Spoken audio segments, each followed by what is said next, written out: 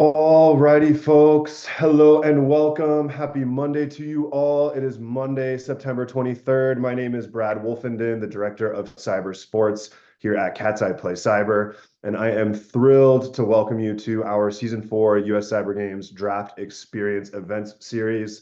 And let me tell you, I just got back from a weekend in DC. We got to commission the first ever US Women's Cyber Team in front of an audience at the Dirksen Senate Building, in collaboration with SANS and NICE and the House and Senate Cybersecurity Caucus. It was a wonderful event. We then transitioned directly into our annual Coaches Summit. And so we brought together the coaches and mentors, some of whom attended in person in DC. Some of them joined virtually for 2 days of full-on discussions around the direction of the program, the last 12 weeks of the US Cyber Open, the US Cyber Combine, talking about our Season 4 pipeline program and what that's going to look like. We have identified the 30 athletes that will be announced on Thursday as the Season 4 US Cyber Team draft selections. So if you're not registered for that event on Thursday, find it at uscybergames.com. Join us in person or via the live stream. But for today, we are here to jump into our lunch and learn sessions. And before I introduce our first speaker, I just kind of wanted to give you the lay of the land for what the next couple of days will look like. So many of you have seen the agenda for today, tomorrow, and Wednesday of this week. Each day we have a series of lunch and learns that are themed. So today's theme is all on building your personal brand. Tomorrow we will be talking all about scholarships and funding. And then on Wednesday, the theme is landing your perfect blank. And that'll be focused on internships, apprenticeships, and entry-level jobs. So Monday, Tuesday, Wednesday this week, 11:30 a.m. to 1 p.m. Eastern Time, we will have our career lunch and learns. And then each night, Monday, Tuesday, and Wednesday, following the same themes, we will have guest speakers coming in for our cyber career talks. Those will run from 8:30 to 9:30 p.m. Eastern Time. To kick us off today, I am thrilled to welcome Miss Margot Halstead to the stage. Margot has done some work with those of us here at the Cat's Eye Play Cyber team. She has a book that's coming out. She is going to speak to you all today on mastering the art of navigating pushback, taking ownership of you. Margot is the founder and principal of Orahil, LLC. And Margot, whenever you're ready, please come on in. Welcome to the floor. Thanks for joining us. It's a pleasure. I'm going to go ahead and stop my share and hand you that right. And whenever you're ready, it's yours.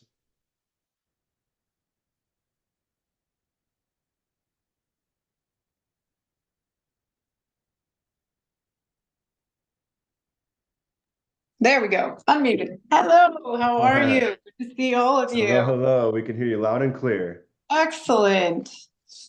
Quick question, is anybody going to be able to participate orally in this if I ask questions, or is it waiting until the end? It'll be waiting until the end. Yeah, so we'll be monitoring the Q&A and any chats that coming in through Brella on our end, and I will be joining you when you've wrapped up your presentation, so that way we can cover some of those questions. Okay, so if someone could be, David or Bradley, if you could be sort of the monitor of the chat, because I'm going to be asking some questions, and if you could just read out their answers, that would be great. Okay? Okay. Excellent. So let me share my screen and get us going.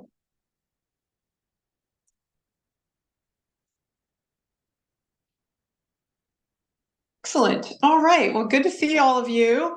Even though you can see me and I can barely see you, it is good to see all of you, and welcome to the Cyber Games Draft Experience. And for what we're going to chat about today is managing expectations and taking ownership. So why I am here in front of you is because books traditionally teach you the theories and philosophies of how to manage expectations and take ownership of you. But then we get really, really good at all of these theories, and we get really smart on how emotional intelligence works and the business acumen side and interacting with other people. And we usually get our tips and tricks of how to navigate the office or the virtual office through kind of bumbles and then suggestions from really good mentors in the moment. But what I wrote was sort of the book of owning your it, and what I do for a living is to train you on the skills, the actual skills that you need to do it, instead of advancing you with more theories. So that's fabulous. And that book comes out October 3rd, if you cared. But today it's all about you. So we're going to start with what is a boundary.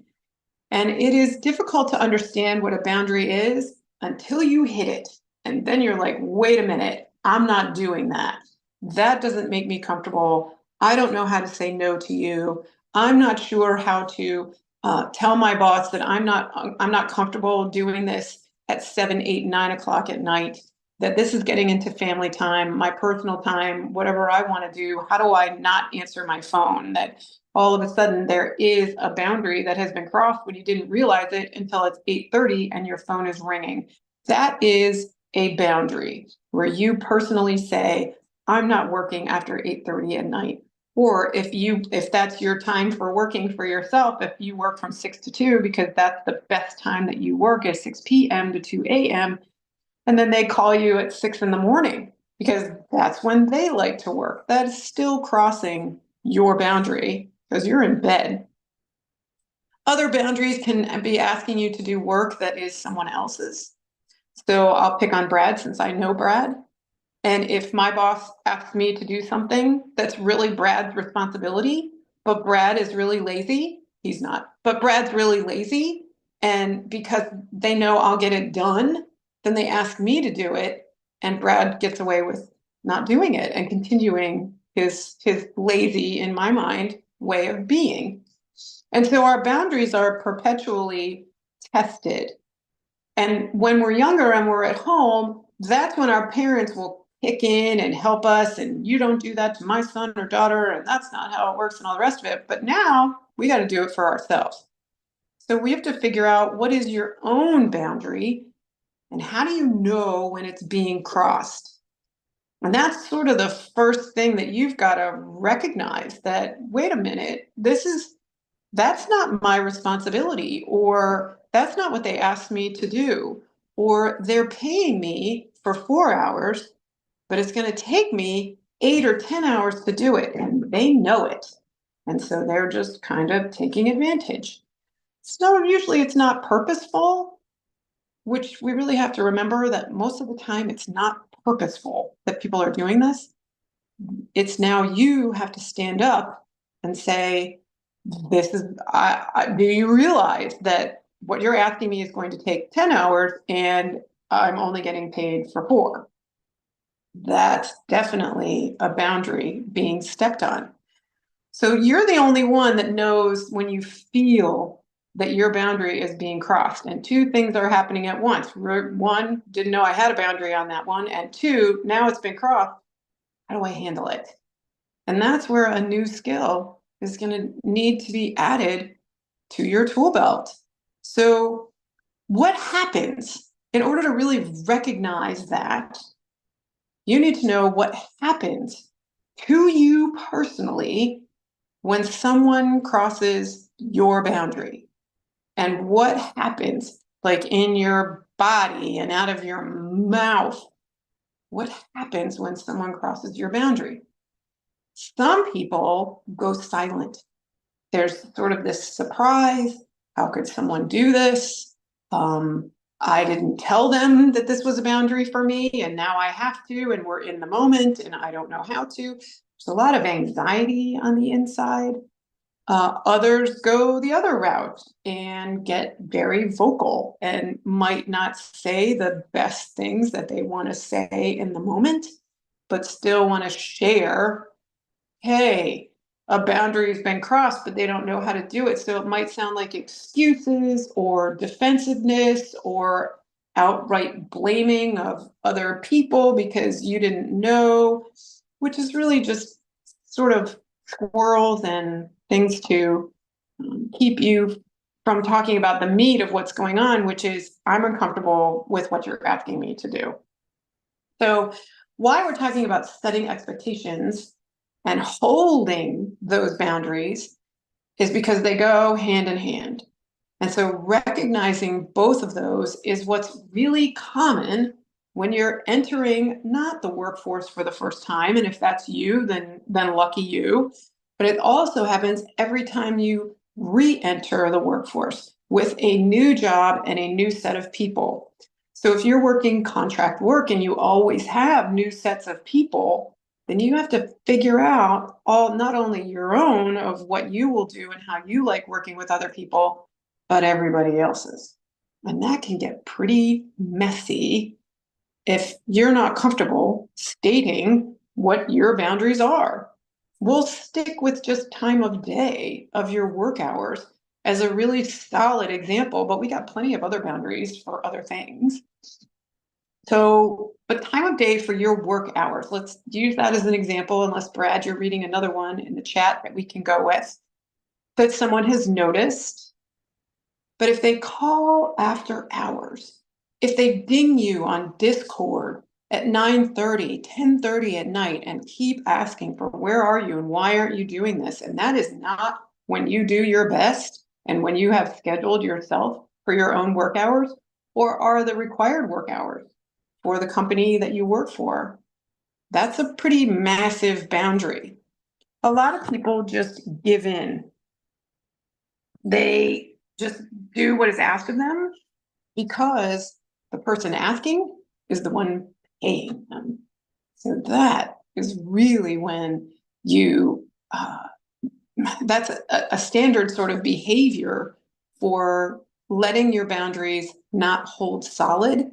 And once you do that, then they get used to it and it happens over and over again. So that can be another answer to what happens when someone crosses your boundary is you give in and just do what they ask because they are paying you. So the better you can identify, feel, know what it is, and then articulate what your boundary is, even if at first it's just to yourself, then you're more likely to then set better expectations of other people in something as simple as, I don't work after 8 o'clock at night, or I don't work before noon because I have other obligations, a second job, or because I don't work my best early in the morning.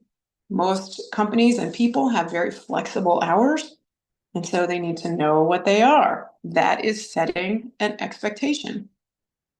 So how do you personally set expectations with others? So I'll sit here and see if there's any answers or thoughts or comments from the chat from Brad to add to this conversation. But we'll think about how people generally set expectations. I'll go over a couple to see if any of these are reminiscent of how you set expectations.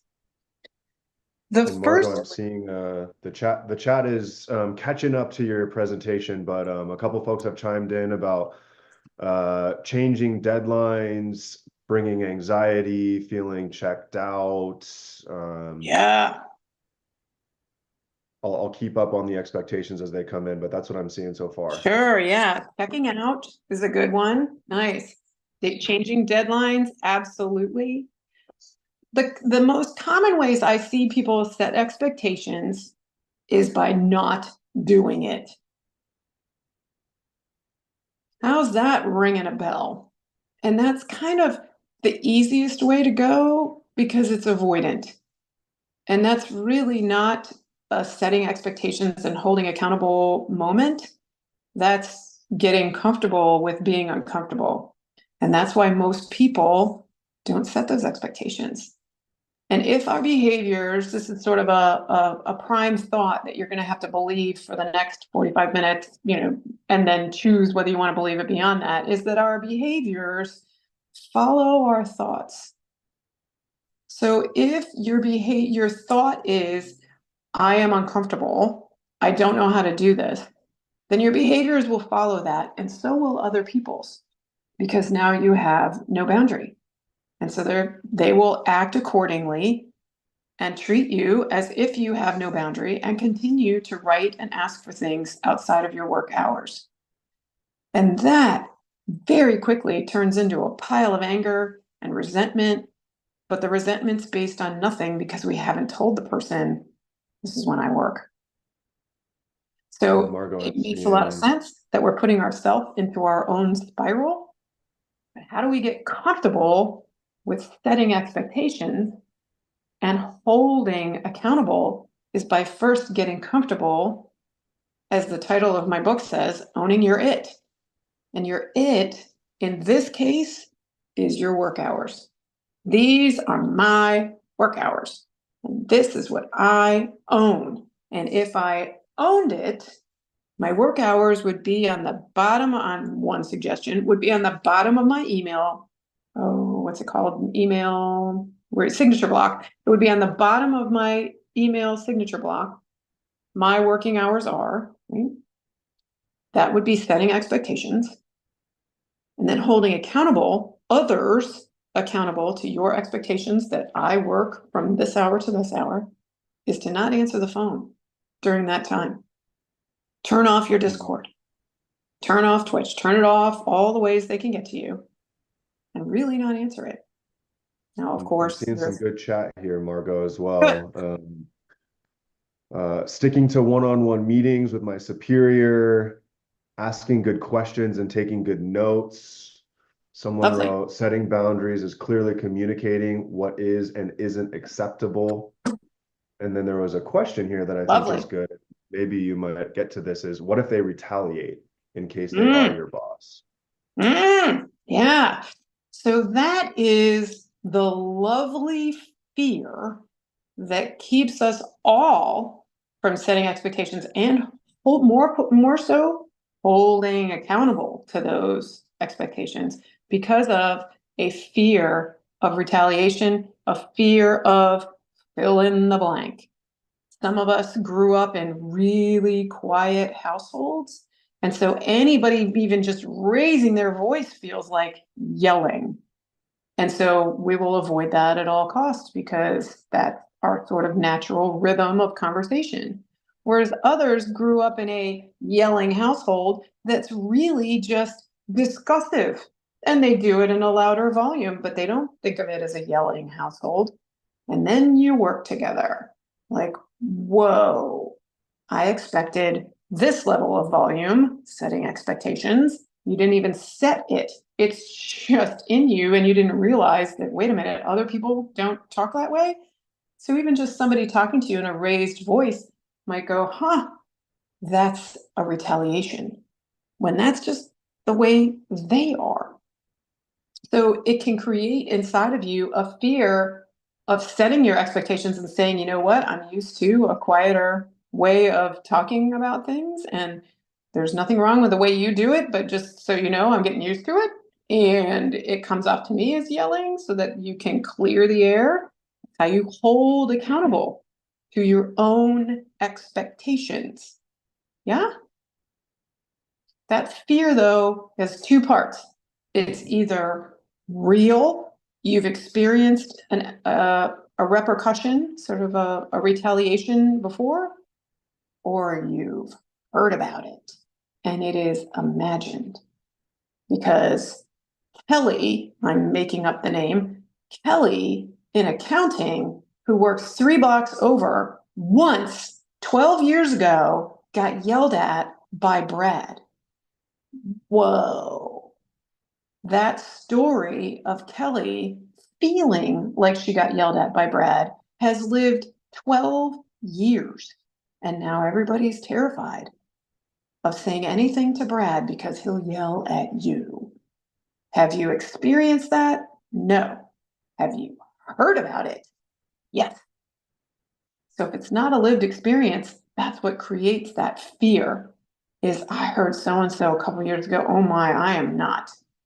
Even so much so that when a new employee comes who's never met Brad in their lives, I will tell them, watch your step, Brad, he's and then the new employee who's never had a lived experience now has gossip and hearsay that Brad's a yeller. So you have to look at your fear of retaliation? And is it real or is it your imagination? It's not bad that's your imagination. If you've seen it happen to other people, then you know there might be that propensity. But if it's your own imagination, then we got to get brave and say, okay, I've got to set this expectation and I've got to hold other people accountable for my own way of working. What else you got, Brad, before I keep going? Seeing some chat in the box. Me really uncomfortable in a professional setting. Yes. I'm a new employee at my organization, and this is great information. Brad would never yell at Kelly. Picking up for you, Brad. Good people. That's all I'm seeing for the time being. I'll keep Okay, monitoring. excellent. Okay. So I'm glad that you're understanding that this is not setting expectations as a boss, but this is just setting expectations for you as a human being. And then holding people accountable for what you need as a human being with the dignity that I arrive with, and that this is what I need. So, for example, I don't know anybody out there. The chances of somebody out there having ADD is high. I use that example as it is full in my household of people with ADD. So I feel confident speaking on that. So if you have ADD, wouldn't it be great? Now you are the boss of you. Okay, I'll try it a different way so I don't confuse everybody. You are coming into the office. We'll pretend Margot now has ADD. And I'm coming in the office just for an interview with Brad, the yeller, the poor manager, poor Brad. You're just going to get it today. So, and I'm interviewing with Brad. And I interview with Brad and I say, I'm a wonderful worker. I can work at any time. I manage others well, and I don't need much direction, right? Outside of that being slim truth, we're working on getting the job and not necessarily showing them who we are. When wouldn't it be better for Brad? Because if we interviewed that way, then Brad would have a certain expectation of me because I did not share that I have ADD.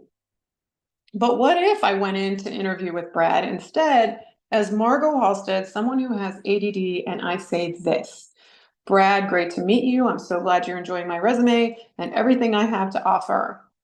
I also come to you with ADD. And what that means is I really don't handle changing expectations with very little notice well. And I really appreciate when things are written out for me in a way that is logical. And by the way, what comes with that for me is that I'm a pretty literal person. And so if you tell me 4 p.m., then at 4:01, I'm thinking I'm late and I am in serious trouble. So those might be just 3 behaviors that I have.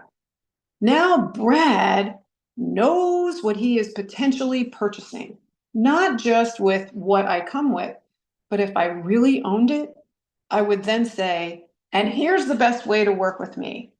I would really love it if when I get the job, because I know I'm really good at what I do, but when I get the job, I was assigned a buddy to every meeting just to help me remember to come, because I get so focused in what I'm doing and deep dive into what I'm doing that sometimes I lose track of time.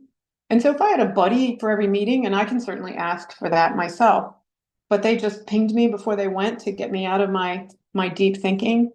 That's what kind of comes with ADD. Then Brad knows what to do instead of, oh, I'm hiring someone broken, which is what our imagination thinks. No one on this earth is going to want to hire me with ADD, so I'm just not going to share.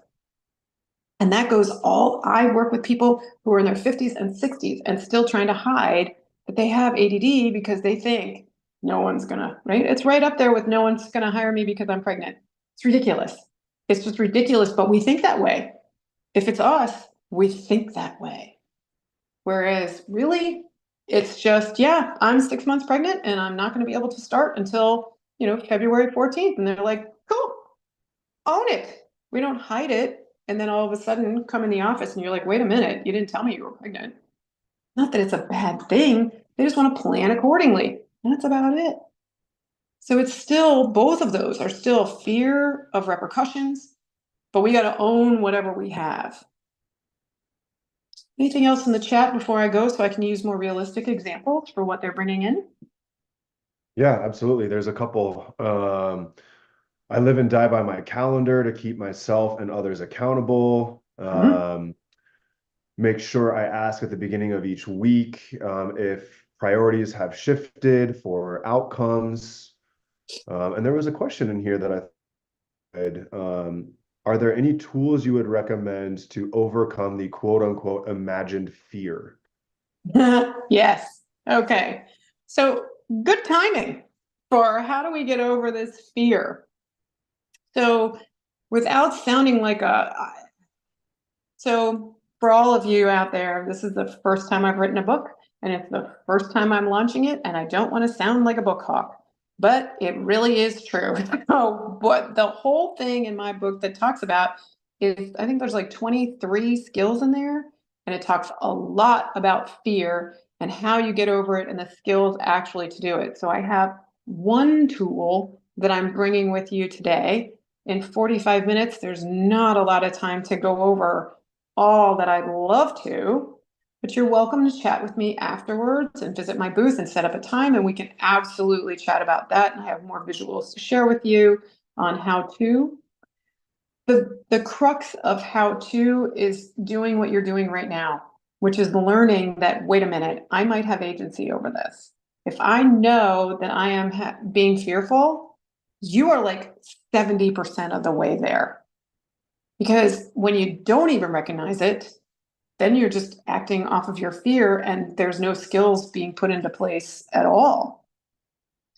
So you're doing a great job right now just by recognizing, hey, I am in fear. So that should make you feel better right off the bat. The second thing is then, is it real or imagined? And you just spend some time really thinking about that. Did this really happen? Or am I just listening to everybody else tell me that's the way it is? And Brad, but you know what? I've worked with Brad for 6 months and he hasn't done that once. But now that he's asking me to do something new that's making me fearful or worry about myself, now I'm believing the gossip that he might yell at me. If you haven't experienced it itself, if you haven't experienced it yourself, it may be an imagined fear. How do you manage that? First is recognizing it. Well done. The second is knowing that you can have some tools to get over it. And those tools all relate to your inner voice, how you talk to yourself. So remember, I asked you to believe for the part of this discussion that your behaviors follow your thoughts. So if your thoughts say, I'm scared, your behaviors will leak that thought, no matter how hard you try. So you can work it from either angle, either forcing your behavior change, which is where skills happen, and then watching how that changes your thoughts. Or you can work hard on changing your thoughts and watch your behaviors shift accordingly. They work both ways. And for any given moment, it's not like once I do one, then okay, I'm on the thought end of the scale. And once I do behaviors, I'm on the behaviors end of the scale. Doesn't matter. One day it could be I'm going to change my behavior, and the next day it's going to be I'm going to read up on something and see if that helps me get a new perspective. Both work. I focus more on the tool side of how to change your behavior. So let's look at the one we have in front of us and see how that works. These are called grumples. They are the illustrations of the book, and that's what they look like. So when I look at the grumples, I'll call them by colors. And so the grumples are showing you what I call the 3 times rule. And so this one really helps with anytime anybody's pushing you to help on your behavior side, get the gumption up to test whether a repercussion is real or imagined. So in our Grumples world right now, we're seeing the sandwich thief. And someone, the orange Grumple, orange-ish Grumple on the right, if you're colorblind, in each pair, is just kind of taking your sandwich. And so the 3 times rule, we could say here it's the sandwich. I'll stay there because I'll confuse you. So let's just stick with the sandwich. I'm talking to myself. So the first time, whether it's a sandwich, a request, a push for money, a borrow your car, a asking you to do, Brad's work because he's so lazy, whatever it is, the first time is the orange guy coming to take your sandwich. And you, in the past, how you've held your boundaries is let him have the sandwich. Do the work, borrow the car, even though you've dented it before. Come pick me up at 11, even though I'm a morning person and I'm dead asleep at 11. Yeah, I'll go out with you, whatever. But now we're like, okay, I'm going to change this. And how you change it is knowing that 3 times is what it takes to change someone else's behavior and hold your boundary. Most of us give up on the first time, but we've got to keep going for the second and third. So this is what it sounds like. With the sandwich, the Grumples in the first pair, you're going to say, you're not taking my sandwich anymore. And the first time you push back, they're going to go, yeah, right, and eat your sandwich. But then they're going to come the second day and they're going to take your sandwich again. And you're going to go, no, I'm serious. You won't do that anymore and stop taking my sandwich. And then what you're going to see out of the Grumple the second time is a larger pushback, more dramatic. But you've always done that before. You've been doing it for 3 years. This is really making me angry. And that's usually what most of us are fearing. And we're like, well, I don't want to do that anymore. And we give in. But if you don't, you're holding your boundary 3 times. The third time you'll see, nope, still not doing it, even though I've been doing it for 3 years for you.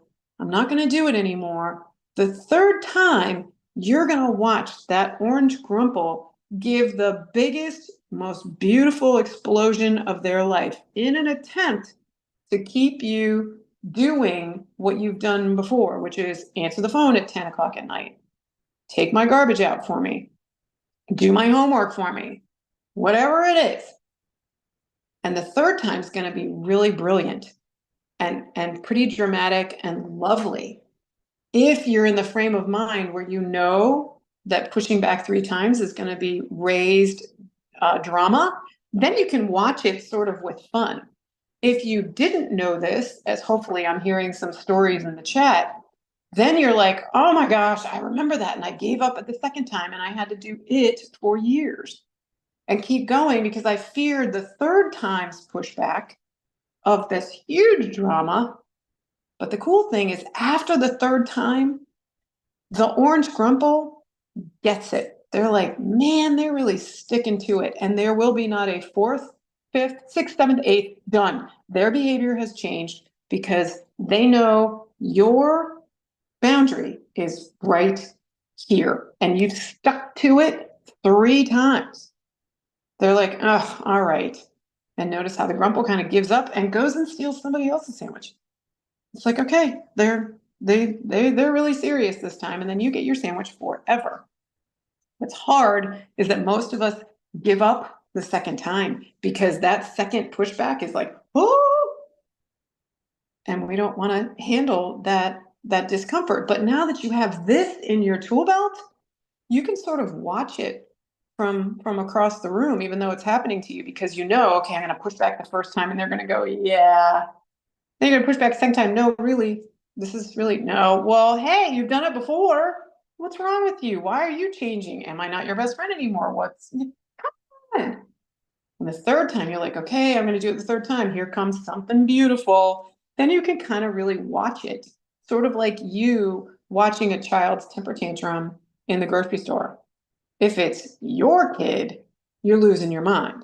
But if it's someone else's kid, you feel like the third time where you're like, wow, that's a pretty impressive temper tantrum over there. I'm glad that's not my kid, might even pull out our camera.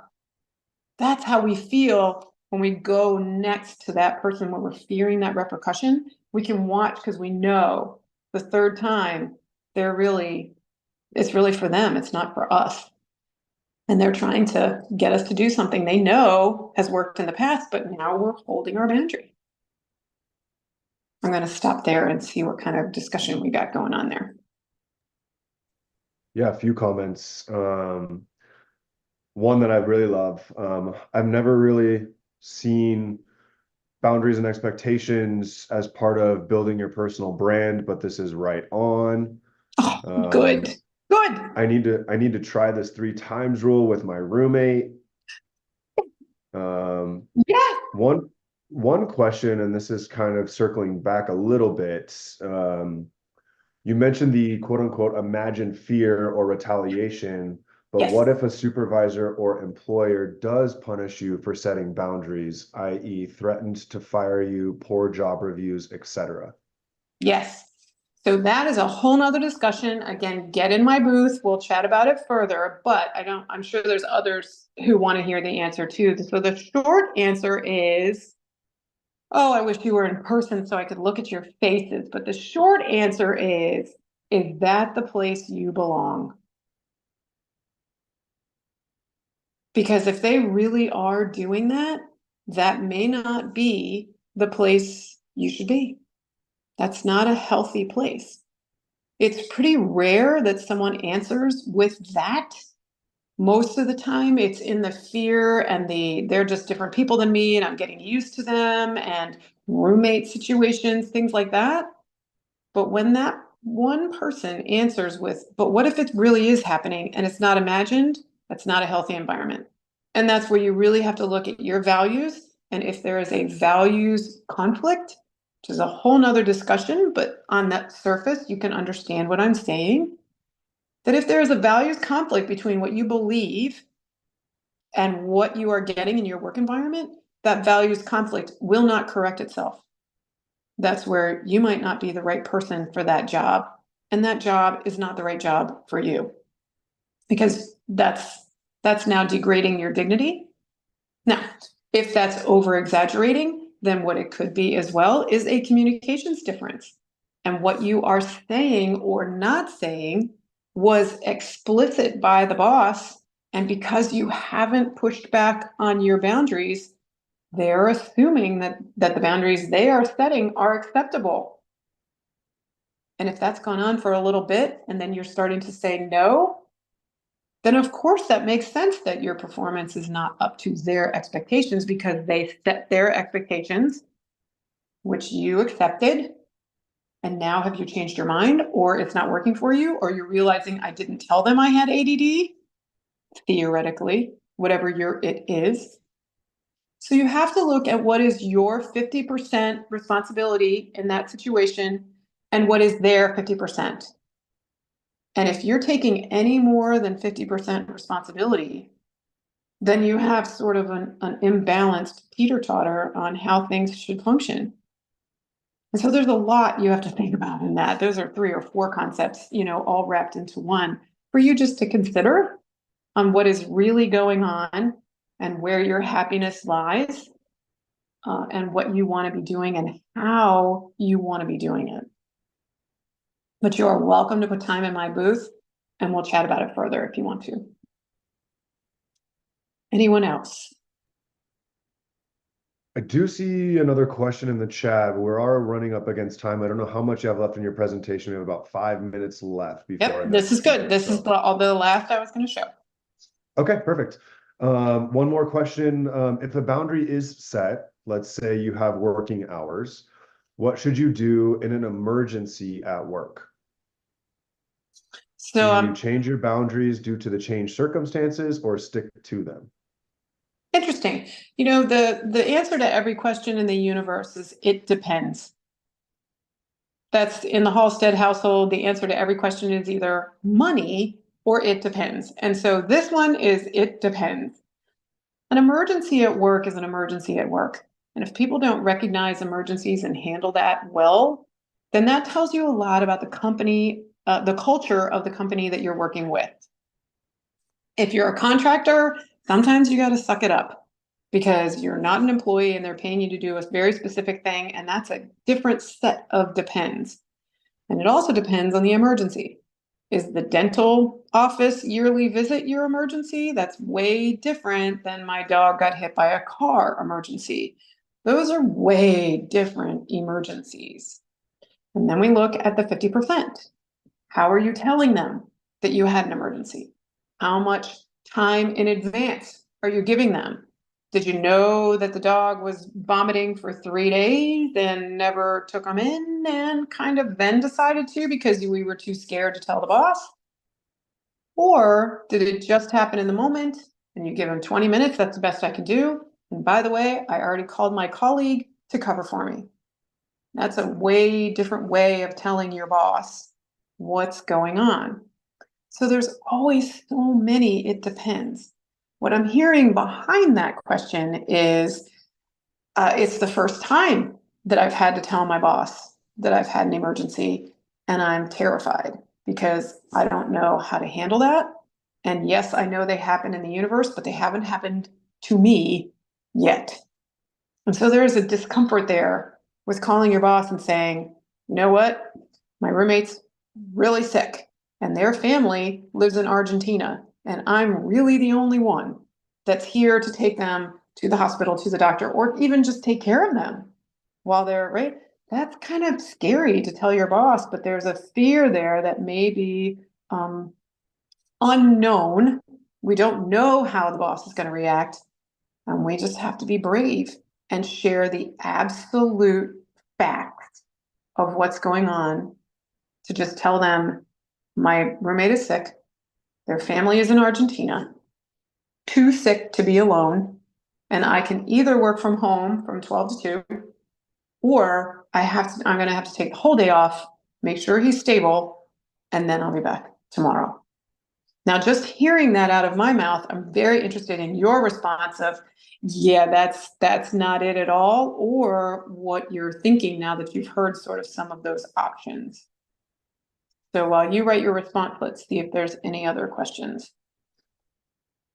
Yeah, just kind of a gut check. This hits home in so many levels. Oh, Really the setting the boundaries, and first kind of checking in with yourself about, do you even know what your boundaries are in a professional workplace? And with so many of our athletes here at the US Cyber Games program, and so many of our attendees and fans being earlier in their careers, this is hard. This is really hard yes. stuff in your personal life, in your professional lives. You've referenced examples between family members, parents and children, Yes. employee and bosses, Yep. even amongst friend groups sometimes. Yeah. And Yeah. there's a whole new kind of face to this as we've gotten into 2024 and social media and chat Oh, rooms and Discord yes. servers and everything else. Phenomenal conversation today, Margot. I Lovely. will ask if you have any kind of closing comments, and then certainly recommend folks that are on the line, folks that are viewing the recording of Margot's presentation today, connect with Margot and Brella. As I mentioned, the US Cyber Games Play Cyber Cat's Eye team has done some work with Margot internally on some of our career development and personal development. And I have nothing but phenomenal reviews for the work that I've experienced personally and the recommendations that Margot has made to me. So did you have any closing comments today, Margot? You are so kind, and it has always been a pleasure to work with all of you at Cat's Eye, and I'm just loving the work that you're doing, which is obviously why I'm helping you with the cyber games. You can get the book, which continues this discussion, and that's just one tool out of like 20. I haven't counted them. I have to count them. 25, I think. 63 illustrations, all similar grumples that are all showing you the visuals of how to do the tools as well, which I hear from others are so powerful and why they encouraged me to write the book. You are welcome. It will be available on Amazon on October 3rd. That's the big day, and it's unbelievable to me that I'm saying that. You will see it on Amazon now in Kindle form.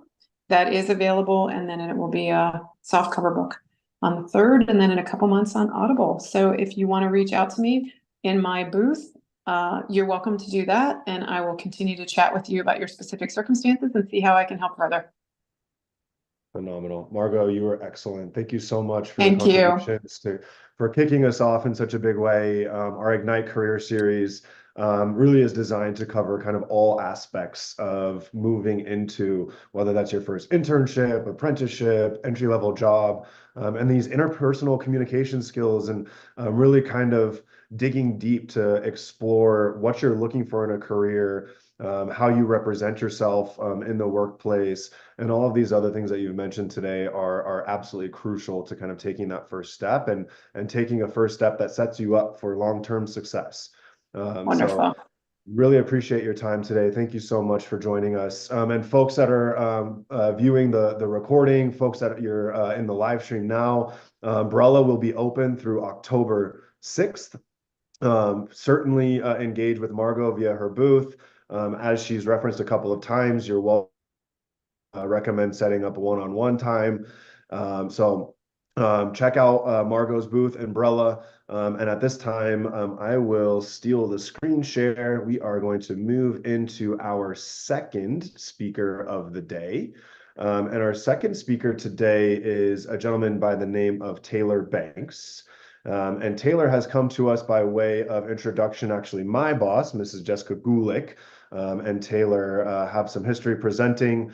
As we were kind of putting together the agenda and the themes for our Ignite Career series this week, Taylor came to mind right off the bat. I had an opportunity to connect with Taylor a couple of weeks ago, just kind of in discussion of what we were trying to accomplish through the Ignite series. And we've landed on this phenomenal presentation. I cannot wait to hear it. Outmaneuvering the competition, fast tracking your cybersecurity career with Taylor Banks. Taylor is a technical evangelist and head of sales at Turngate. And Taylor, whenever you're ready, you are welcome to come into Zoom. I see him joining now. We are ready for you to take the stage as soon as you are. Taylor and I's conversation was phenomenal. I'm really excited. There's one thing that I hope Taylor covers. You know, we kind of talked a little bit about as he was planning out his presentation today, I'll be monitoring and kind of moderating some of the Q&A. So don't be shy to use the chat box in Umbrella. You're more than welcome to throw in questions, all of that good stuff. If Taylor doesn't get to this one piece I'm excited for, I will make sure I bring it up before he leaves us today. So Taylor, I see you. If you want to come off mute so we can make sure we can hear you. Yep. Can you hear me? Loud and clear. All you, my friend, Fantastic. I will stop share. I will kill my video and the floor is yours. All right, wonderful. So I'm going to kick in.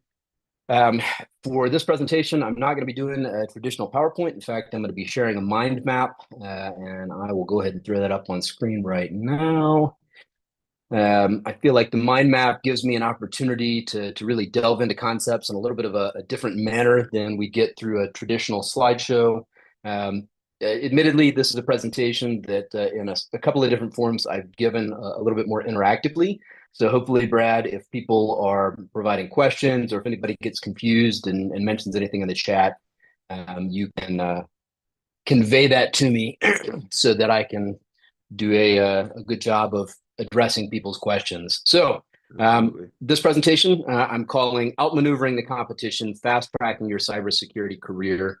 I think, you know, for all intents and purposes, really what this presentation is about hacking your branding in order to really show up when and where you want to be seen and where you need to be seen if you're either looking for a job or looking for a raise or a promotion, or really trying to stand out in the eyes of a very specific audience. So since we don't have an interactive audience, I'm going to jump past where are you from and why are you here.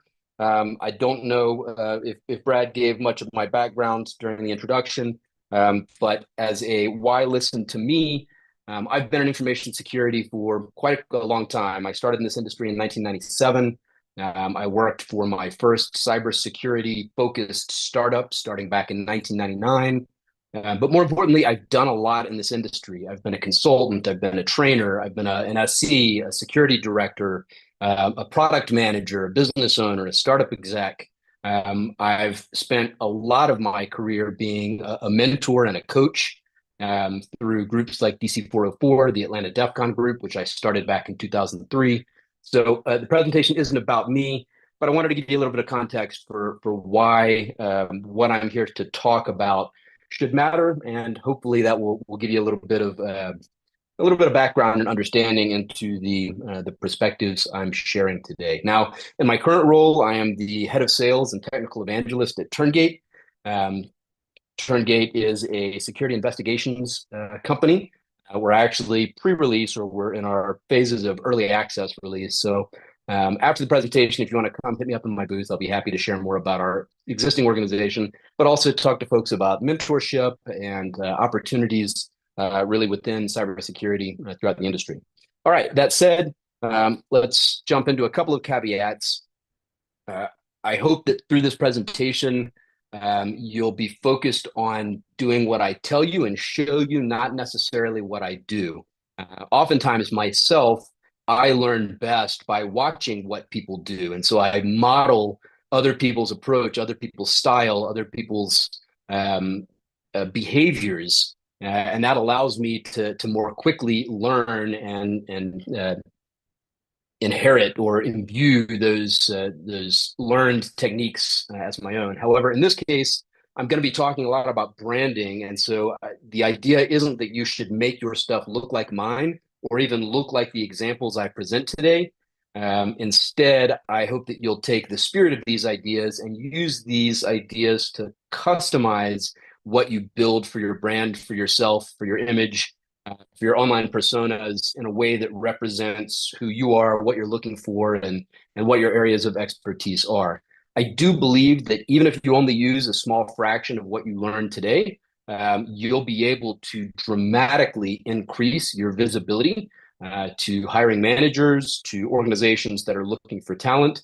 So, I'm going to cover a lot. And in fact, I think the two prior times that I've given private versions of this presentation for groups, it's taken about an hour and a half to get through them. I've got 45 minutes today, so I'm going to do my best to move quickly through the early pillars and get into kind of the meat of the process as quickly as I can. That said, there is quite a bit to cover, and I think it's important to cover some of the background and some of the fundamentals before we talk about how to use these fundamentals in an effective way to create your online brand. So the first thing that I'm going to take you through is a little bit of a primer on old school SEO. And you might be thinking, okay, why SEO or why old school SEO? Why does that matter? I got to find my bottom scroll bar here. Oh, all right. So SEO is about, hold on, let me move my screen, folks. SEO is about gaming Google to show your content first, right? Now, realistically, we're not just talking about Google. In this day and age, we're talking about Google and Bing and Perplexity and every other potential search engine people are going to use to try to find you. But more importantly, the idea with SEO or search engine optimization is we want to try to put together a set of data points that tell the search engines that you are what they're looking for. You are what a particular user is looking for when they search for very specific things. So I'm going to go into a little bit of a primer on old school SEO. And you may be thinking, SEO in 2024, really, is this what we need to be talking about? But the answer is yes, because realistically, SEO is about controlling the narrative, ensuring that when people search for you or when people search for the concept or topic that you want to be omnipresent for, you maintain control over the assets that they find. Now, specifically, one of the things we're going to be focused on is controlling the narrative for your name. Now, if you have a super common name, if your name's John Smith or Jane Smith, this is going to be a bit more challenging because ranking content for the name John Smith or Jane Smith is probably going to take a lot more effort, a lot more time, and a lot more tricky SEO. But ultimately, the point that I want to make here is that what on the internet you don't control when people search for your name, then somebody else can, will, or the internet is just going to turn up whatever it decides is relevant when somebody searches for your name. So our objective here is to ensure that the right people see your content when they search for you on the internet. There's a couple of different components to old school SEO. The first is what we call on-page. I'm going to go into a little bit of a primer here on on-page SEO. And again, these are techniques and methods that have worked for many, many years. SEO is changing as our search engines get smarter, as they learn to focus more on the meaning of content rather than the actual content found on pages. Some of these older school on-page SEO techniques have a little bit less relevance. However, I think you'll find that the idea here is to ensure that when you're creating content on the internet, we want to make sure that we frame that content in a way so that Google or Bing or any of our other search engines have an understanding of what information we're trying to present to them. So first and foremost, when you are doing SEO for a piece of content on the internet, the first thing we'll be talking about in a few moments here is a homepage or a page that is about you. The beginning and end of the page contextually bracket the information that is within that page. When Google and other search engines are looking at the page, one of the first things they're going to do to gain context about that page is they're going to examine what is the first content on that page and what is the last content on that page. So if I want to build a homepage about myself and I want to rank for my name, Taylor Banks, I need to make sure that my name is within the first sentence on that page and the last sentence on that page. Now, again, context is key, right? So I might not have to spell my name out the same way each time. So I might say Taylor Banks at the top of the page. I might say Taylor at the bottom of the page, rather than using the exact same spelling of my name or the exact same phrasing of my name. But again, I want to make sure that at the beginning and end of the page that I'm creating, I'm bracketing all the information with what I want Google and Bing and Perplexity to understand that page to be about. The next thing is keyword density and latent semantic analysis. In general, again, becoming less relevant as search engines get better at understanding intent. But in general, we do want to also be able to ensure that we mention the keywords we are trying to rank for enough that Google or Bing recognizes that that's what this page is about. So we've started by bracketing the page with the keyword or keywords that we want Google and our search engines to recognize. The next thing we want to do is have sufficient keyword density, right? So what that means is we want about 0.5% keyword density, where if this page is about you or your name should appear at least 3 to 5 times for every 1,000 words on the page. That's going to reinforce the fact that this page is about you. We'll also be talking about concepts, right? So when you create this content on the internet, your objective will not just be to create content about you, but also what you're good at or where your expertise is or what you're interested in within the industry. So another relevant concept here is what we call latent semantic analysis, which I'm not going to read you the definitions on screen, but LSA or LSI is essentially the wrong direction. Is essentially the information that is presented to you by the search engines that the search engines recognize as concepts that are similar to or that describe the same things that you are searching for. So if you're searching for information security, LSI or LSA is essentially going to be that information that the search engines show you as other searches. People also searched for information at the bottom of the page. Through latent semantic analysis, Google has determined that these are the things that are most closely related to the topic that you're talking about. So if you're building a page and you want to indicate that you're great about information security, rather than just using the term information security over and over, you might instead try to also use some of these other related concepts that Google, Bing, and other search engines recognize as related through latent semantic indexing. So the first two examples here I give you for information security. The last one here I show you for threat intelligence, right? So there are other terms that might be relative to threat intelligence that would demonstrate some of this same LSI or LSA. All right, let's keep moving. So this is keyword density and LSA. The last thing that I think is also important to understand is that within the context of SEO, headers and formatting on the page also tell our search engines what our page is about.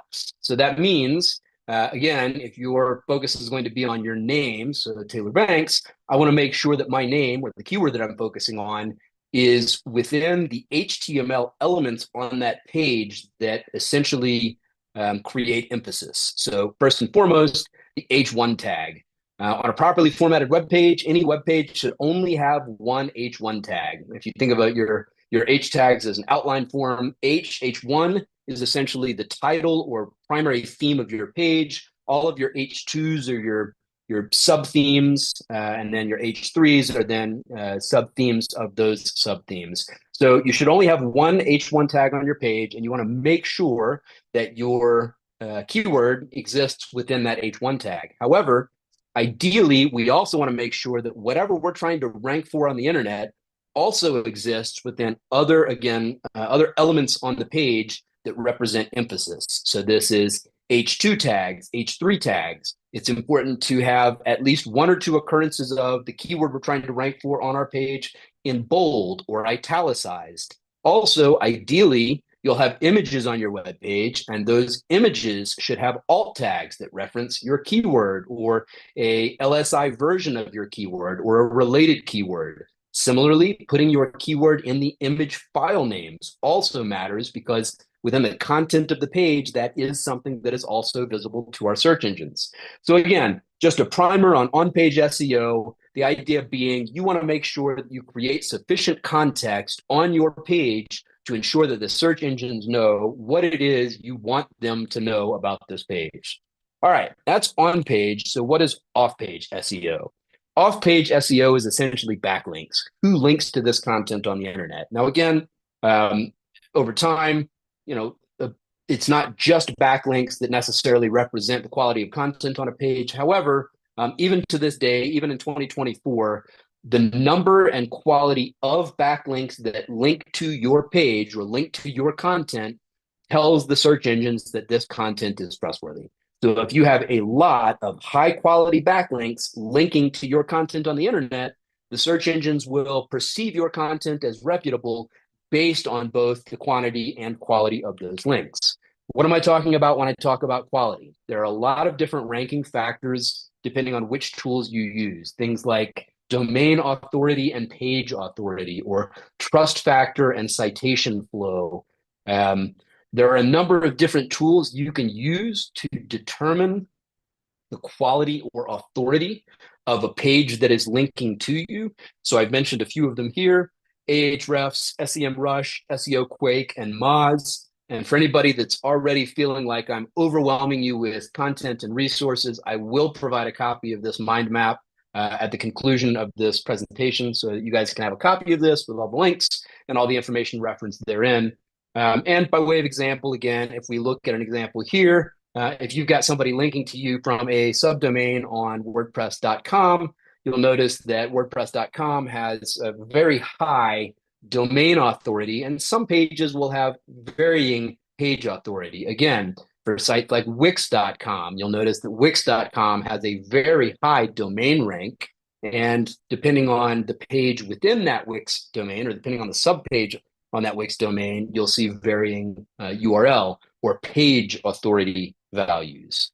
All right, so that's quality of links. Another thing I want to point out when I'm talking about backlinks or off-page SEO are other types of links that might link to your content. And one of the strongest and most powerful mechanisms for getting backlinks to your content is video.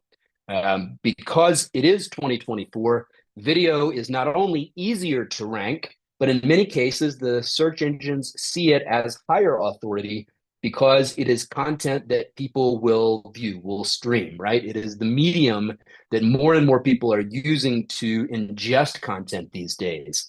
I'll show you here in a moment a real world example of how we can use video to quickly rank and then link to content that we want to rank. So in this example, I was working with a good friend. Let's see if I can zoom effectively. Here we go. I was working with a good friend and fellow DEF CON goon, my buddy Ducky, aka Michael Rodriguez. So I asked him if I could use his content or his information for the purposes of this demonstration, and he gave me permission to do so. So he will appear in a number of different places throughout this content. So when I began this demonstration, the first thing I did is I went and did a search for Michael J. Rodriguez. To spoil the point here, none of this content on this first page of Google is about my buddy Ducky, right? So despite the fact that Ducky is a seasoned security professional, and at the time was working for a very well-known information security company, when I searched for him on the internet, he's got a fairly common name, and what Google believed were relevant contents for Michael J. Rodriguez, none of which were for my buddy Ducky. Let's see here. As I scroll down, I did another search. So this search was for Michael J. Rodriguez security. I'm trying to tell the search engine a little bit more about the specific person I'm looking for. So I'm trying to indicate that Ducky works in the information security space. And now I am seeing a few people who work within security and related fields, including at least one person who is in information security. So there's a Michael Rodriguez application security engineer. Again, unfortunately, not my buddy Ducky. So even searching for Michael J. Rodriguez security, which you think is a fairly specific term and would allow me to find an individual within this context fairly quickly, unfortunately, we're still not finding my buddy Ducky. Now, Ducky's a threat analyst, so I thought maybe if I go a step farther and search for Michael J. Rodriguez threat, I'd find him.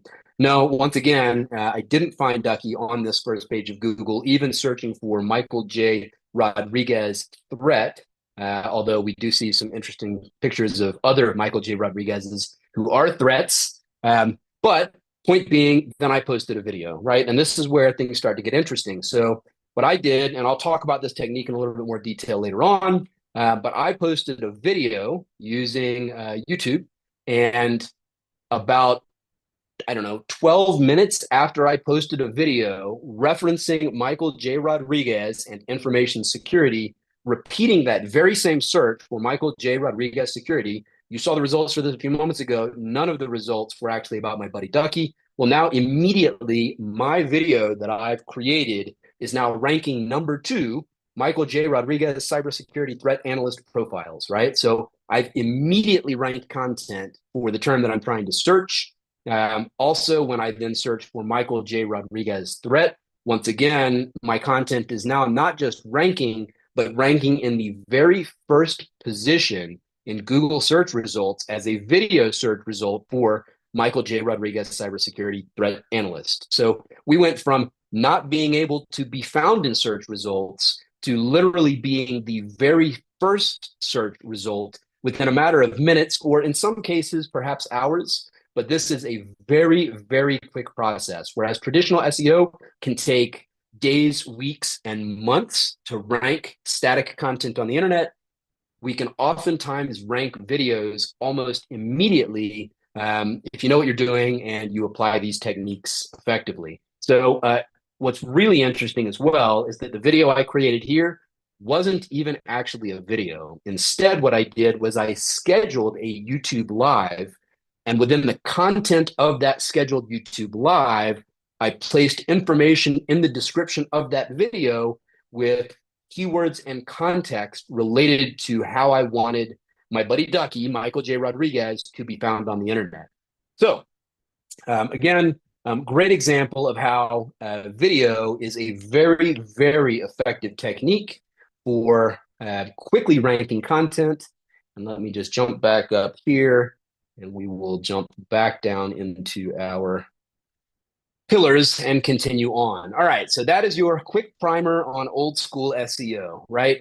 We want to game the system. We want to make sure that the search engines know what we want them to find and understand about content we create on the internet. We can do this through having good content that follows certain rules to tell our search engines what that content is about. We can use latent semantic indexing to provide related thematic themes. And then we want to have as many backlinks as possible to our content that are quality backlinks, telling the search engines that our content is thereby trustworthy. One of the best ways to do this is with video. And again, I'll delve more into how to do this a little bit later on. So moving on, what content then do we want to rank, right? So again, for many of you, you're either searching for a job or whether this is your first job or maybe this is a new job within the cybersecurity industry, you want to be found both for your name, so that when somebody searches for you after you've submitted an application, they find you and find about you what you want them to see. But also, we might do the same thing for content, right? So we want to make sure that you stand out for and within the context of whatever theme or job profile or specific area within cybersecurity that you want to be perceived as an expert or at least knowledgeable about. So first and foremost, the first thing we want to do is create and rank a homepage. Again, as I said when I started talking about SEO, we want to control the narrative for our name. What you don't control for your name on the internet, somebody else can and probably will. So the best thing you can do is to control that asset on the internet when people search for you in Google or Bing, etc.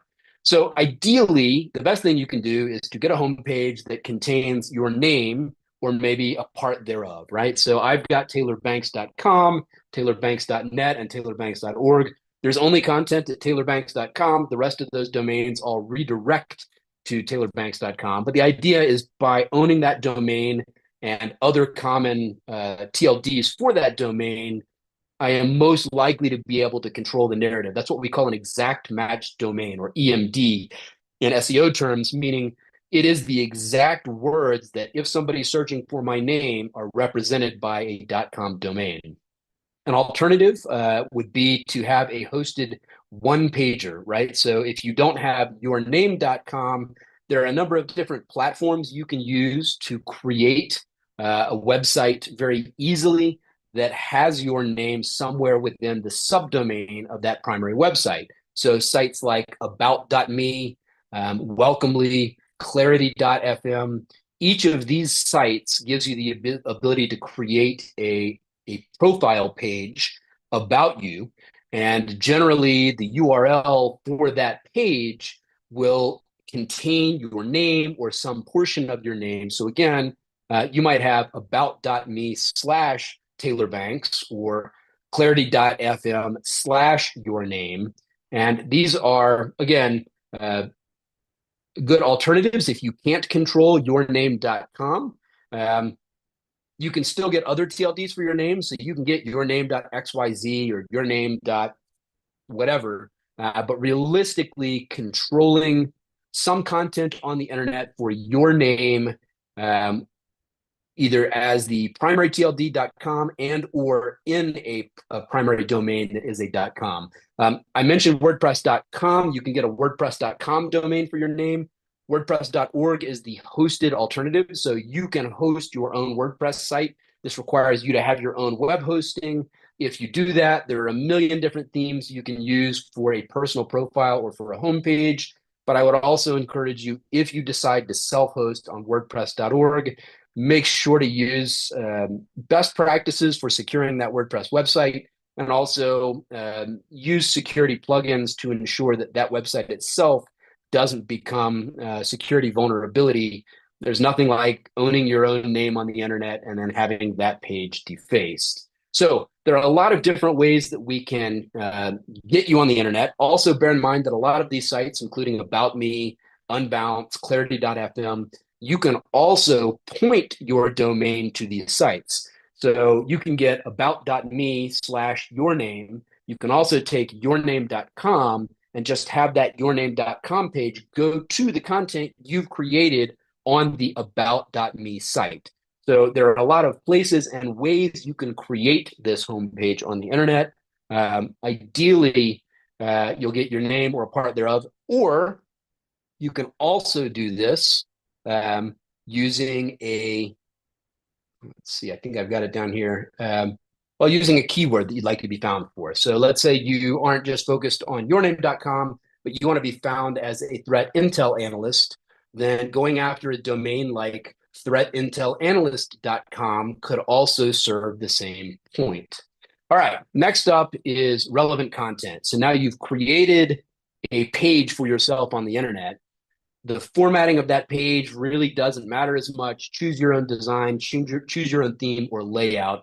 However, the content that we create from this page and from other places on the internet, we want to create to be shareable. The idea now is we want to create information that is visibly by us or about us that can be shared on the internet to provide both backlinks to our existing site, but also to increase the depth of the context about which we want to be found. Now, for the purposes of old school SEO, you could create content that was 300 to 500 words. That was previously enough for basic ranking content.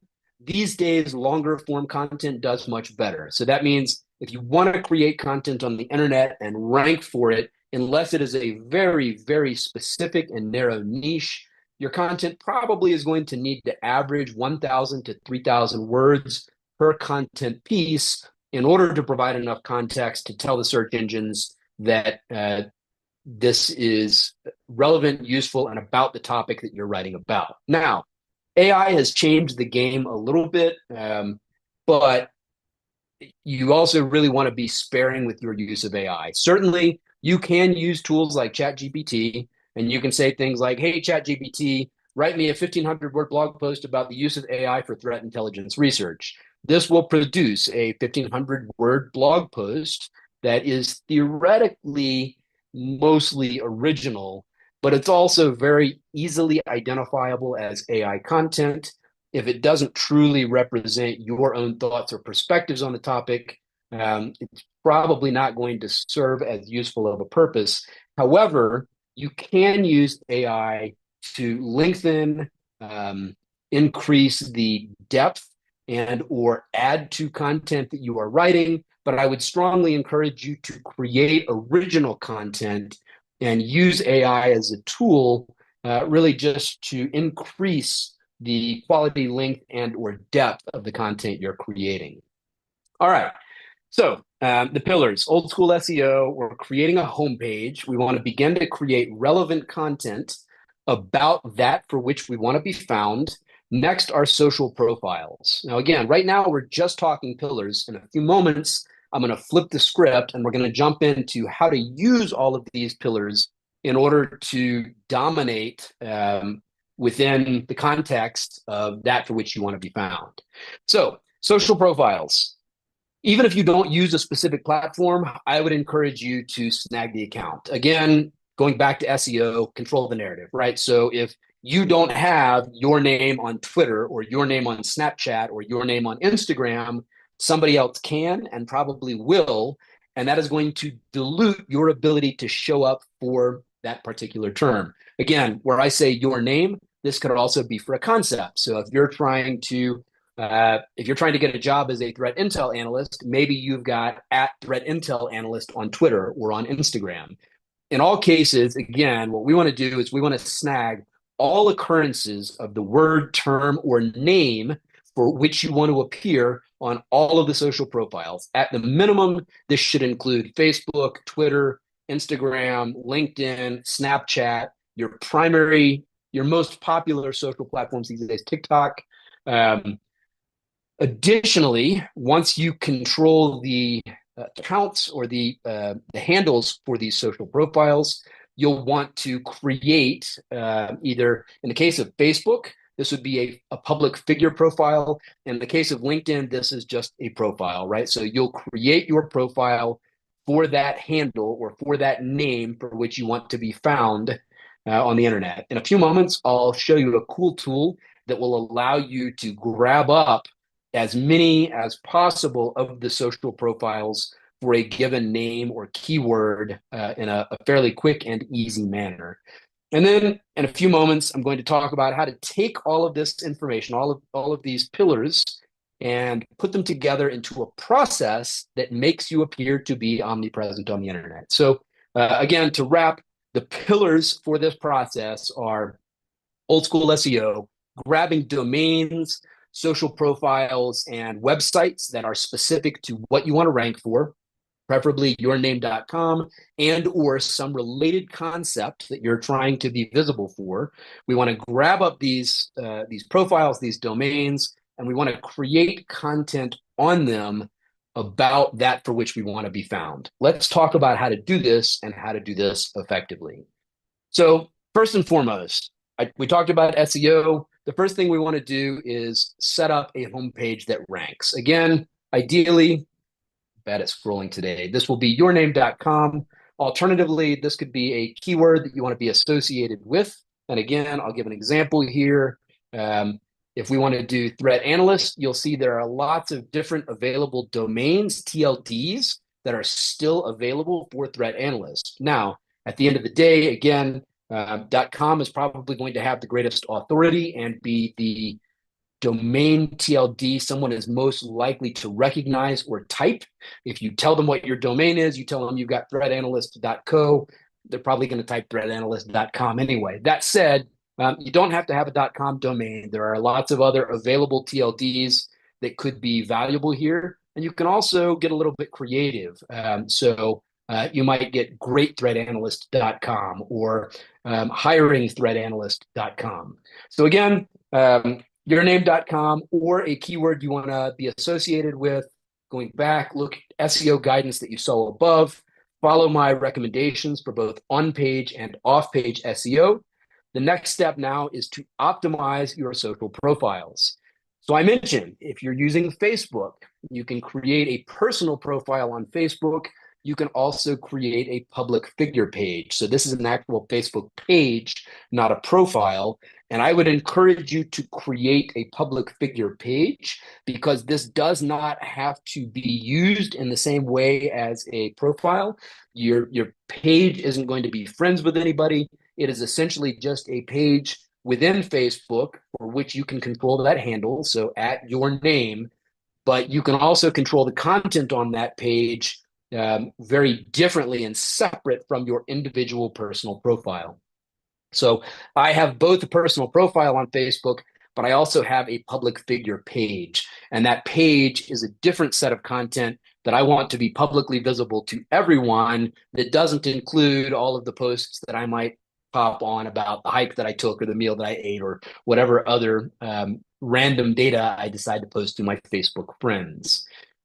For your LinkedIn profile, there are a few things to be aware of. Bear in mind that social profiles also have their own search engine optimization within those platforms. So Facebook, LinkedIn, Instagram, they index the content from your profiles, and that means that the content on your profiles is also very important. Generally on Facebook, your header and your about info are the most important pieces of content that LinkedIn will use to index your LinkedIn page. Now, this is very old on my LinkedIn page, but I've highlighted the two parts of my old LinkedIn profile that are going to be the content that someone will be able to find me for on LinkedIn when searching. So for instance, because of the verbiage I've used in my LinkedIn profile, if somebody searches for InfoSec client acquisition, I show up as the first result because that content or because that verbiage is essentially in both the header and the about box on my LinkedIn profile.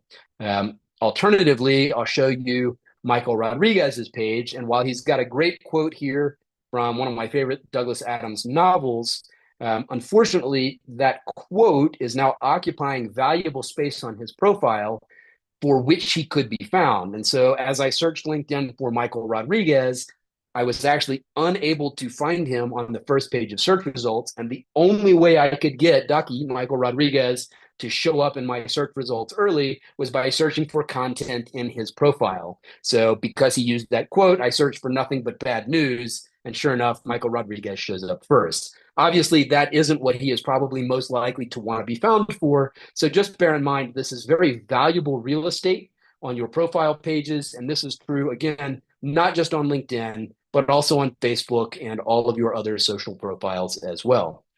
All right, that's LinkedIn and Facebook. On Twitter, again, bear in mind that there is content that is indexed and searchable within the Twitter or X platform. So again, your about info, that small block of text that you can control, that is indexed. Also bear in mind that linking to other Twitter or X accounts that you own essentially counts as backlinks within the platform. So if you've got at your name on Twitter or X, and you also have at Threat Intel Analyst on Twitter, if within the profile with the about information for Threat Intel Analyst, you point back to your personal profile, this is going to increase the visibility of your personal profile. All of these platforms favor keeping people on platform. So that means in general, anything you can do to reference links within the platform are going to have greater value to that platform. Now, I know we were running a little bit behind on time today. Brad, can you give me a time check so I can make sure that I actually get through everything before we get to the end of my time slot? Yeah, no problem. We could probably run another 5 or 10 minutes. Okay, so I'm gonna try to speed this up so that we can really get through the process here. So we've optimized our social profiles. I mentioned a tool that will help you grab all of the social profiles you don't already control for your own name. For this, a tool that I've used and recommend is called Noam.com. Noam can go out and find all of the social profiles available for your name or for a specific handle with ease. For free, it will give you a list of links so you can go and register those handles yourself. If you want to give them a little bit of money, then they'll go out and register all of those profiles for you, and they will automatically populate all of those about fields with the content that you want to show. For all of these different platforms, it is important to use your best and a consistent photo. So using the same photo across all of your social platforms is going to tell the search engines that these are all about you. It's one of the things they use to identify related content and sites. This is interesting for me because for a long time, I used a photo that I thought was my best photo. I used a site here called photofeeler.com. And what I learned, unfortunately, was the photo that I was using on all of my social profiles that I thought was my best photo, frankly, most people didn't like. The photo that I wasn't too fond of, but apparently that best represented me, got great rankings from photofeeler.com. And subsequently, I changed my photo across all of my profiles to use a photo that people felt best represented me as a confident, authentic, and fun individual, which was what I was going for within my profile. Again, on all of these profiles, the idea is to use consistent and congruent messaging. And for all of them, we want to link back to our homepage or the content that we control. All right, from here, we move into creating and demonstrating subject matter expertise. So good enough is to create posts on your blog, your social media page, or just a long form post somewhere on one of these platforms. Better is to create a post by you on a third-party domain with high domain authority that you can link back to your own comment.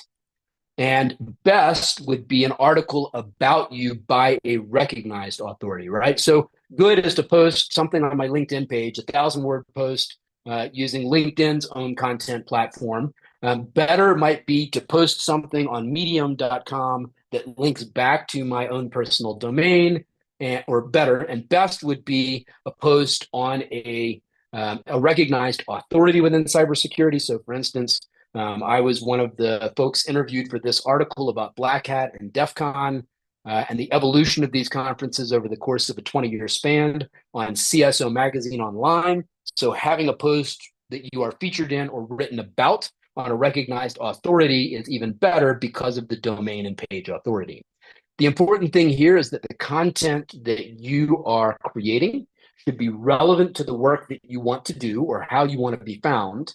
It should be congruent in so much as it should reinforce your knowledge and expertise, and it should be highly shareable, something that other people are going to want to read and share with other people, because that will both increase the virality of that content, but it will also increase the authority of that content as it gets shared more and more. Next is getting friends and influencers to share that content. So the first thing you need to do is post it yourself. The second thing you can do is ask friends to share. And the third thing you can do is ask influencers to share. This is probably the hardest step in this entire process, because people really don't want to ask other people to share their content. However, if you are doing an effective job of creating content that accurately reflects who you are and what you're great at, right? Demonstrating your subject matter expertise. This is content that hopefully you are very proud of and you should be eager to share. And the end result is, if that content brings people back to you for the topics that you want to be found, then it is absolutely worth taking that small step of asking people to share it on your behalf. But here's where we can also, once again, game the system, right? We've created a homepage with your name or a topic or a keyword for which you want to be found. You've created social profiles that all link back to your homepage. You've created just an earth-shattering 3,000-word blog post about the concept that you want to get hired in or around, that points back to your social profiles and your homepage. You've asked your mom and your best friends to share that content. However, now what we can do is game the system by using paid advertising on the social media posts to ensure that that content falls into the laps of the people that you want to find you. This we can do with Facebook boosted posts. You can do this with LinkedIn paid posts. The idea is, the important piece here is creating an audience of the people who you want to see your content. So in Facebook, you can do this with a saved audience. I'm not going to go into a long primer on using Facebook advertising here, but in general, you can essentially go into demographics, work, employers, and for instance, from there, we can find specific employers we can find people that work for specific employers where you might be applying for a job. For IT, this has gotten a little bit tricky. However, but it is doable. You can find these audiences on Facebook and on LinkedIn by using the platform's native capabilities. However, the other thing we can do is also focus on demographics. So, for instance, if on Facebook I'm not able to find the cybersecurity company that I want to be hired by, I can combine interests and demographics. So, for instance, if I tell Facebook, I want my content to be shown to men aged 35 to 55 who make over $100,000 per year, live in Menlo Park, are interested in information security and risk management, and have a job title of director or CISO or senior manager, even if we haven't identified a specific company they work for, this set of targeting directives is so specific that it is going to absolutely ensure your content lands in the laps of people or people who are related to those that are hiring for the roles you're looking for. Other audiences that you might want to build, consider getting press, right? So building an audience of employees at major publications like the New York Times, CNN, Washington Post, or specific to the industry, CSO Online, Dark Reading, HuffPo, etc. For these different audiences, the key now is to promote our content, right? So we want to pay to get our content featured. It is important that that content names you, is about you, or is by you, so your branding is reinforced. You can do this for $1 a day, right? So for $30 a month, I can create content on the internet that shows that I'm an expert on a specific field or topic. And for $30 a month, I can share that content with people who are hiring for a specific job or role that I'm interested in. and have that content link back to the significant portion of the internet for which I control the narrative around my name. There are tools you can use to help find other places and other ways to share your content or where your content has been shared. So there are extensions like CrowdTangle, which will show you where you've got social shares of content that you post. You can get some of this data directly from the platforms through Facebook's own open graph mechanisms. And in this example, what I've done is I've tried to do all three. So this is a fairly old post, but what I did was I created a post that linked to an article that referenced and was about me on an authoritative source, and that linked back to my social profiles and my homepage about a topic for which I wanted to be seen. That post I can then boost for $1 a day, and that means I can get this post visible to the very specific audience that I want to see this as an authoritative post for. Whew. All right, that's about the fastest that I have ever done this presentation, and I'm sure that as a result of the speed with which I went through this material, perhaps some of the context was lost, but I hope in general you got the core idea here, which is that by creating content and controlling the narrative on the internet about ourselves or about a topic for which we want to be found, we can make it very easy for the people who we want to find us relative to these very specific topics that we are hoping to be seen as subject matter experts on. All right, Brad. Taylor, I think I got it, within friend. my, yeah. No, that was fantastic. So much to digest. I'm sure people will be visiting your booth, Umbrella, reaching out to you to chat a little bit that way as well. We heard first this morning from Margot, kind of talking about taking ownership of your and really how you leverage setting boundaries, being clear in your expectations, and communicating those, as all part of building your personal brand. And this is just another step in that process. Everything that you presented in terms of really setting yourself up for visibility, for success throughout the interwebs in 2024 is, whether we like it or not, just a major component to finding success in the field. And so many tips, tricks, tools, etc., that you've gone through today to really help folks that are just kind of dipping their toes into that water as they kind of approach the career landscape here in cybersecurity. I know many of our athletes, of our fans, our even partners and sponsors, leverage LinkedIn, leverage Twitter, have GitHub profiles. And there's so many opportunities there to really kind of connect those different outlets and mediums to kind of better your chances throughout your job search. And even in some topics that we'll be covering later this week through things like scholarship applications, and being able to demonstrate your experience, your expertise, and position yourself better there. So Taylor, thank you from the bottom of my heart. I know one of the things that you and I talked about in some of our initial conversation around your presentation too was how there have been some trends in the cybersecurity career landscape around some of the gig economy opportunities and things like that. So I know you threw out your Twitter profile earlier, certainly LinkedIn too. Folks, go find Taylor at Taylor Banks on Twitter and on LinkedIn, Taylor Banks as well. Engage with Taylor, a true expert in kind of establishing yourself, especially digitally, and in lots of other ways to really kind of meet your goals and kind of take yourself one step further. So with that, thank you very much, Taylor. It's been a pleasure having you today. Do you have any closing comments before we wrap things up? I was just going to say, everybody, please understand this is a very tactical approach to becoming visible on the internet. There's a lot more to the strategies that will make this most effective. But thanks everybody for your time today.